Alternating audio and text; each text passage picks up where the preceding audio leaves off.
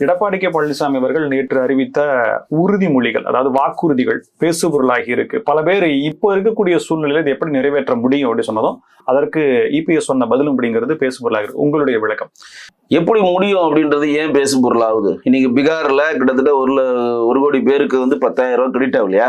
தொழில் தொடங்குவதற்கான double engine சர்க்காருடைய success தான் அது. அதாவது மத்திய அரசும் மாநில அரசும் சேர்ந்து செயல்பட்டால் எப்பேற்பட்ட வாக்குறுதியை நிறைவேற்ற முடியும் அப்படின்றது தான் இந்த 10,000 ரூபாய் கொடுக்கறதுக்கான கருணை தொகைக்கான ஒரு கான்செப்ட்.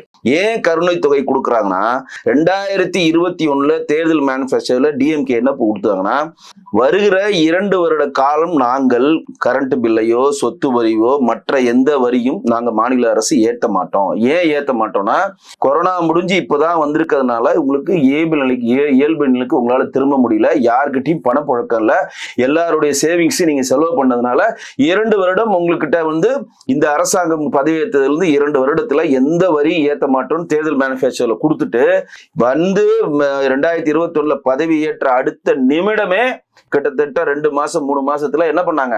சொத்து வரியை 300% ஏத்துறாங்க, கரண்ட் பில் 62% ஏத்துறாங்க, மாதாந்திரமா கரண்ட் பில் கணக்கீடு பண்ற சொல்ற வாக்குறுதியை நிறைவேற்றல. ஒட்டுமொத்தமா எல்லா வரியும் போட்டு இன்னைக்கு எடப்பாடி அவர்கள் இருந்து ஏடிஎம்கே கனெக்ட்னு சொல்லி ஒண்ணு கூட நம்ம நிறைய வாட்டி பேசியிருக்கோம். 21 இருந்த விலைவாசிக்கும் இப்ப இருக்க நிலவாசிக்கும் ஒரு குடும்பமும் வருடத்திற்கு 4 லட்சம் ரூபாய் எக்ஸ்ட்ரா பயன் பண்றாங்க. 5 வருஷத்துல 20 லட்சம் ரூபாய் ஒரு குடும்பம், தமிழ்நாட்டில் இருக்கக்கூடிய 2,20,00,000 ரேஷன் தாரில் இருக்கக்கூடிய ஒவ்வொரு குடும்பமும் இழந்திருக்கிறது அப்படின்றது பட்ட பரிவர்த்தனமா தெரியுது. அததான் எடப்பாடி இப்ப சொல்றாரு, நாங்கள் ஆட்சிக்கு வந்த உடனே இந்த மாதிரி பேசிக்கா பணம் இல்லாமல் நிறைய பேர் இந்த திமுக அரசாங்கத்தை கஷ்டப்பட வைக்கிறதுனால உடனடியாக அதுல இருந்து மீட்பு கொடுக்கணும், உடனடியாக அதுக்கு நிவாரணம் கொடுக்கறதுனாங்க நாங்க 10,000 ரூபாய் கொடுப்போம்னு சொல்றது வரவேற்கிறோம். ஏற்கனவே பீகார்ல பண்ணது தானே, இதுல என்ன டவுட் உங்களுக்கு?